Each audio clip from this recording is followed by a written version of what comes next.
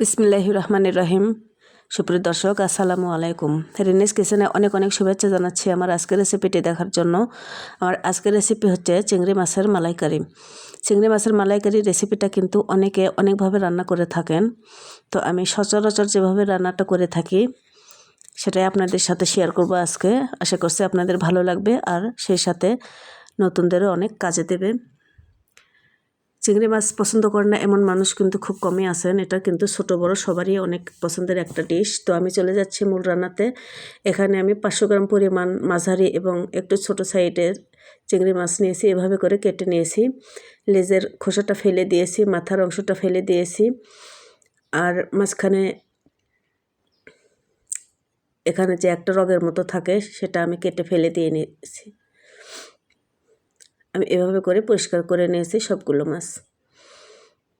এই মাছটা অনেকে অনেকভাবে কেটে থাকেন, তো আমি যেভাবে কেটেছি সেটাই আপনাদের সাথে শেয়ার করছি। মাছগুলো প্রথমে আমি সামান্য একটু মরিচের গুঁড়ো, হলুদ আর একটু লবণ দিয়ে মেখে নেব। ভালোভাবে কষলে কষলে এভাবে প্রত্যেকটা মাছের গায়ে মশলাগুলো লাগিয়ে নেব। আর এখানে আমি নিয়েছি নারিকেলের দুধ।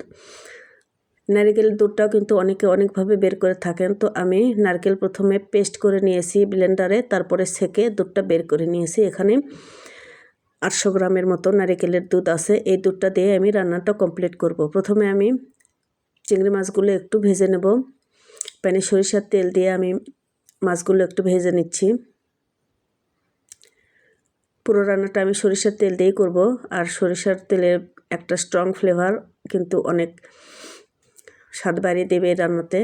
তো চিংড়ি মাছ কিন্তু বেশিক্ষণ ভাজা যাবে না, এপাশ ওপাশ করে 2 থেকে 3 মিনিট এভাবে নেড়ে চেড়ে ভেজে নিতে হবে। আর আমি রান্নায় চলে যাচ্ছি।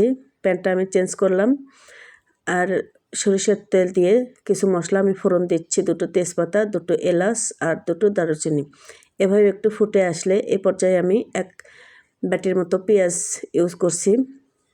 এভাবে একটু বেরেস্তা করে নেব আর বাকি মশলাগুলো অ্যাড করে দেব। আদা রসুনের পেস্ট দিচ্ছি 1 চা চামচ, পেঁয়াজ পেস্ট দিচ্ছি হাফ বাটি, আর সামান্য নারকেলের দুধ দিয়ে মশলাটা আমি কষিয়ে নেব।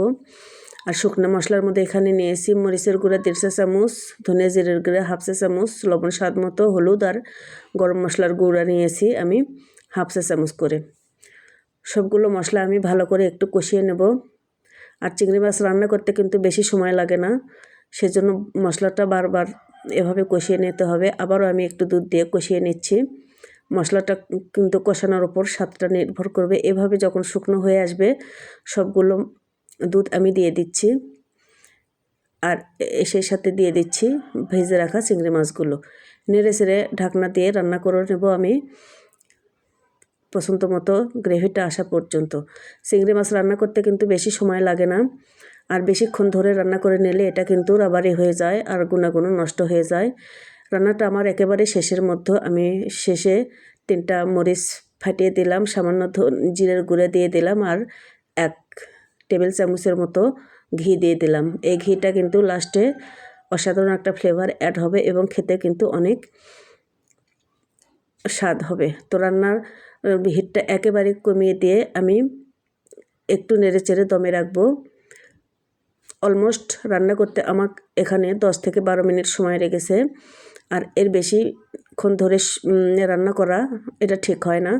তো আমি আমার রান্নাটা কমপ্লিট একেবারে পরিবেশনের জন্য তুলে নিচ্ছি। তো দর্শক, এভাবে অনেক সহজেই এবং অনেক মজার একটা রান্না চিংড়ি মাছের মালাইকারিটা রেডি হয়ে গেল। আশা করছি আপনাদের ভালো লাগবে। যদি ভালো লাগে একটা লাইক দিতে ভুলবেন না, সেই সাথে চ্যানেলটি সাবস্ক্রাইব করে নিয়ে রাখার অনুরোধ রইল।